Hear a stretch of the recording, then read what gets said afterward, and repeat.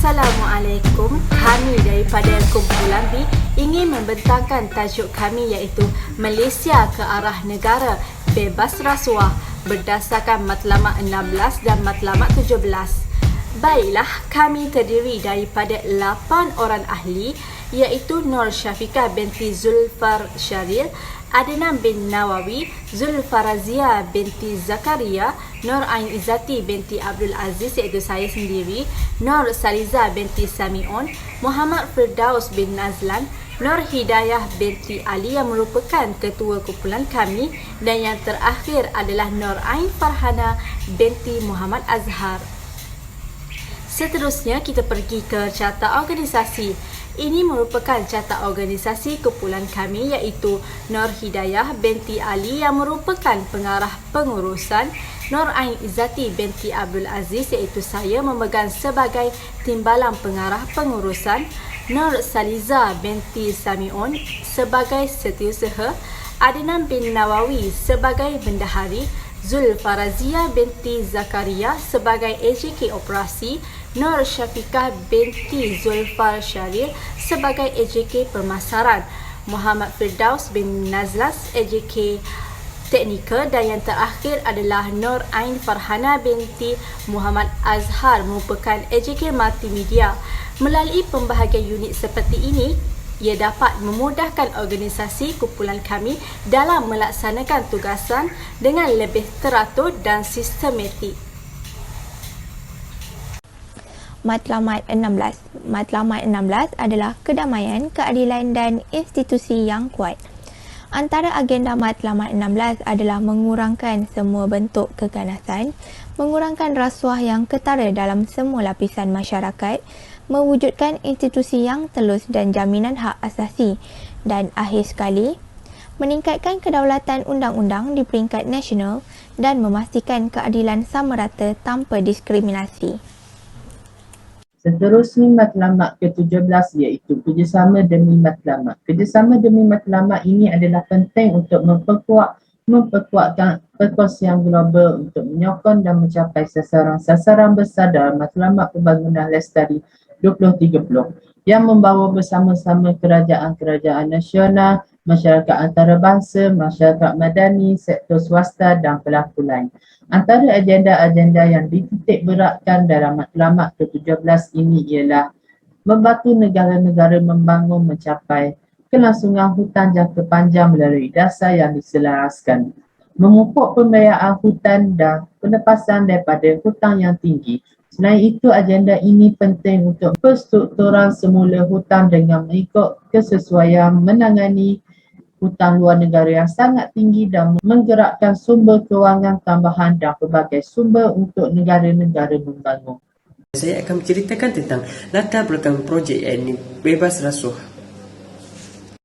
Rasuah adalah penerimaan atau pemberian suapan sebagai upah atau dorongan untuk seseorang individu itu kerana melakukan atau tidak melakukan sesuatu perbuatan yang berkaitan dengan tugas rasmi.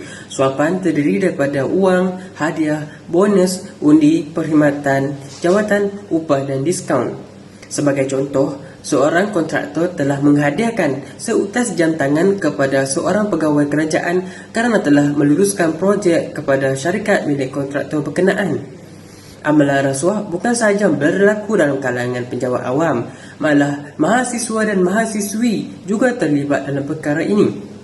Amalan rasuah memberi imej yang sangat buruk kepada sesebuah negara sekaligus dapat menggoyah struktur pemerintahan dan pentadbiran negara.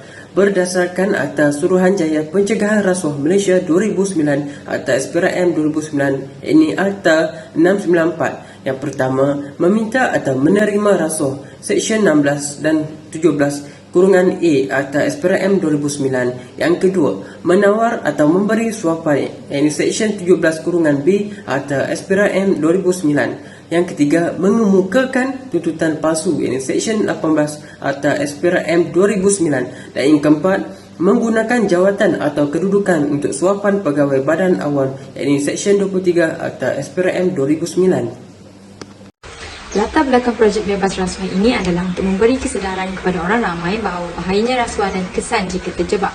Kesan jangka panjang projek ini adalah supaya dapat menanam hasrat kepada umum agar tidak terjebak dengan rasuah dan mendorong masyarakat ke arah kehidupan yang lebih telus, adil dan saksama selari dengan Matlamat 16 dalam pembangunan mampan. Kerjasama antara persatuan dan jabatan kerajaan maupun bukan kerajaan adalah sangat penting bagi mencapai Matlamat 17 kerana tanpa kerjasama semua pihak, kempen ini tidak dapat dijalankan. Maka objektif kempen ini adalah untuk membantu mengurangkan kes gejala rasuah dalam kalangan masyarakat Malaysia dan membantu mereka agar bebas daripada rasuah. Selain itu, memberi kesedaran kepada masyarakat supaya lebih berintegriti dalam menjalankan tugas, seterusnya mengkaji punca berlakunya rasuah di Malaysia. Okey, seterusnya adalah proses projek bebas rasuah. So, proses yang pertama adalah kami agihkan tugas mengikut skop kerja yang telah ditentukan untuk setiap ahli.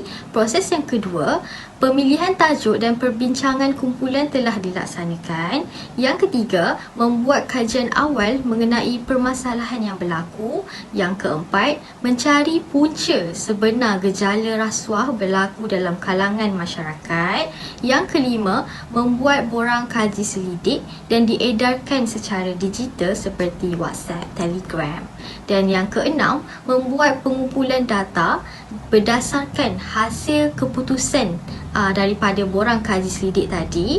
Dan yang ketujuh, membuat analisis hasil daripada data yang dikumpul. Dan yang terakhir, membuat laporan mengenai proses yang dilalui dan cadangan dalam membanteras isu rasuah untuk memastikan matlamat kami dicapai.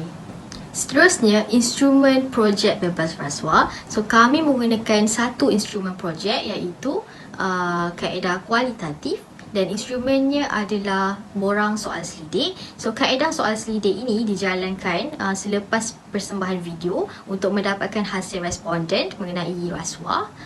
Dan kami membuat soal selidik menggunakan perisian Google Form untuk mereka jawab atas talian. Okey, seperti yang telah tersedia di dalam slide, kami akan menggunakan 3 jenis aplikasi, iaitu aplikasi WhatsApp, Telegram dan juga Instagram.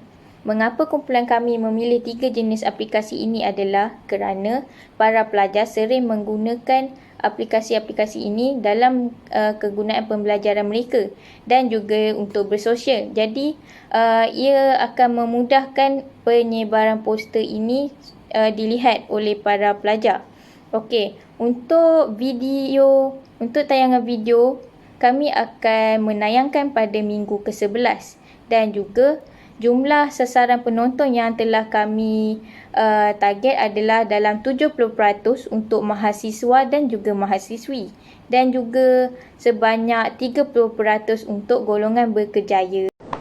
Okey, bagi strategi projek bebas rasuah, kalau kita dapat lihat pemilihan tajuk untuk projek dan rancang tindakan yang akan dijalankan sudah pun dilakukan pada minggu yang keempat dan penyediaan kertas kerja pada minggu yang kelima. Jadi warna biru ini merupakan proses kerja yang akan dilaksanakan pada minggu-minggu yang akan datang. Okey, kemudian kesimpulan daripada projek bebas rasuah ini adalah hasil daripada kempen yang kumpulan kami jalankan, kami mendapati bahawa terdapat pelbagai punca rasuah dalam kalangan masyarakat yang semakin berleluasa. Jadi kempen yang kumpulan kami buat ni akan membantu kerajaan dan agensi-agensi yang terlibat dalam mencegah kegiatan rasuah agar dapat membantu mencapai keadilan dan kesejahteraan masyarakat dalam sesebuah negara tersebut. Jadi itu sajalah daripada kumpulan kami daripada kempen bebas rasuah ini. Sekian, terima kasih.